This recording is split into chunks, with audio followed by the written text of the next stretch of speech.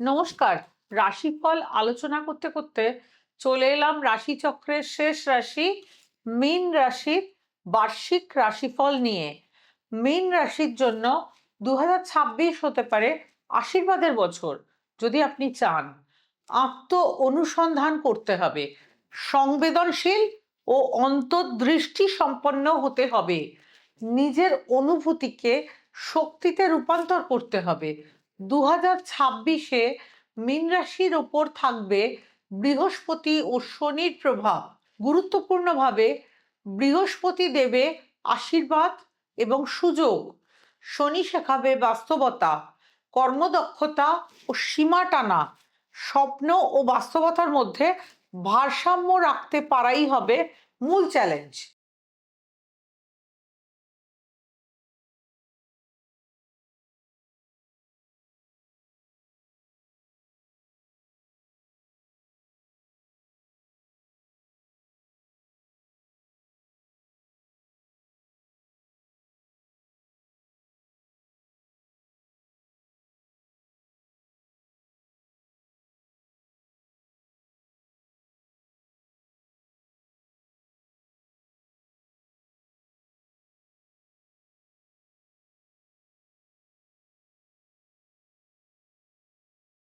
প্রত্যেককে স্বাগতম আমার ইউটিউব চ্যানেল ও ফেসবুক পেজ গণেশারিকা রাজশ্রীতে।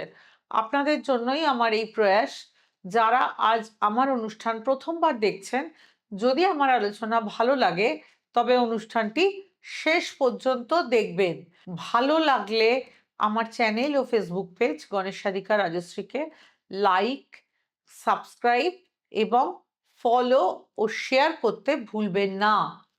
সামনেই রয়েছে শিবরাত্রির মহাতান্ত্রিক তিথি। তন্ত্রের স্রষ্টা শিব, শিব মুখ নিঃসৃত বাণীই হচ্ছে তন্ত্র। তন্ত্র পুরুষ শিবের শিবরাত্রি সকল প্রকার তন্ত্রোক্ত ক্রিয়া, গ্রহ প্রতিকার, গুপ্ত ক্রিয়া, গুহ্য ক্রিয়ার শ্রেষ্ঠ তিথি। যারা প্রকৃত সমস্যাগ্রস্ত, চাইছেন সমস্যার স্থায়ী সমাধান, তারা অবশ্যই কোনো অভিজ্ঞ তন্ত্রজ্যোতিষের পরামর্শ নিন। কাজে লাগান তন্ত্রের শ্রেষ্ঠ তিথি শিবরাত্রিকে। 2026 মীন রাশির চাকরিজীবীদের ধীরে কিন্তু সুখী অগ্রগতির বছর। শিক্ষা, আর্ট, কাউন্সেলিং, হেলথ কেয়ার, আধ্যাত্মিকতা বা সৃজনশীলতা কাজে যুক্ত তাদের জন্য খুব অনুকূল সময়। ব্যবসায়ীদের পার্টনারশিপ কাজে লাভজনক হবে, তবে আর্থিক চুক্তি ও কাগজপত্রে সতর্ক থাকতে হবে। নিরাপদ পরিকল্পিত সঞ্চয় করতে হবে। 2026-এ মীন রাশির জাতক জাতিকাদের প্রেম গভীর ও আবেগ ঘন হতে চলেছে। অতীতের কোনো সম্পর্ক বা স্মৃতি ফেরত আসার সম্ভাবনা রয়েছে। দাম্পত্যে সহানুভূতি ও বোঝাপড়া বাড়বে। অবিবাহিতদের সঙ্গে মনের মতো কারোর সঙ্গে পরিচয়ের যোগ রয়েছে। অতিরিক্ত চিন্তা বা অকারণ টেনশন করবেন না। টেনশন শরীরের উপর প্রভাব ফেলতে পারে। মানসিক চাপ যেন ডিপ্রেশনের কারণ না হয়। ঘুমের প্রতি যত্নশীল হন, নিজের শরীরের খেয়াল রাখুন। নিজেকেই রাখতে হবে, নিজের যত্ন অবশ্যই নিজেকে করতে হবে। নিজের আবেগকে দুর্বলতা নয়, শক্তিতে পরিণত করুন। 2026 নিজের শক্তিকে খুঁজে পাওয়ার বছর। এ বছরে শান্তি ও অগ্রগতি দুটোই আসবে জীবনে, তবে নিজের অনুভূতিকে সম্মান করতে হবে, নিজেকে নিয়ন্ত্রণে রাখতে হবে। নতুন সূচনার বছর 2026, আত্মিক উন্নতির বছর, আবেগ নিয়ন্ত্রণের বছর। নতুন কোনো কিছু আরম্ভ করতে চাইলে মে থেকে অক্টোবরের মধ্যে আরম্ভ করুন। নিজের সৃজনশীলতাকে কাজে লাগান। কাউকে ধার দেবার আগে দুবার ভাবুন। ধার ততটাই দেবেন যা ফেরত না পেলে সমস্যা হবে না। নিয়মিত সঞ্চয়কে অভ্যাসে পরিণত করুন। অতিরিক্ত খরচা করবেন না। ফাটকা টাকা প্রাপ্তির আশায় কোনো ব্যয় করবেন না। অতীতকে আঁকড়ে না ধরে বর্তমানকে গুরুত্ব দিন। নিজের অনুভূতিকে চেপে রাখবেন না, স্পষ্টভাবে তা প্রকাশ করুন।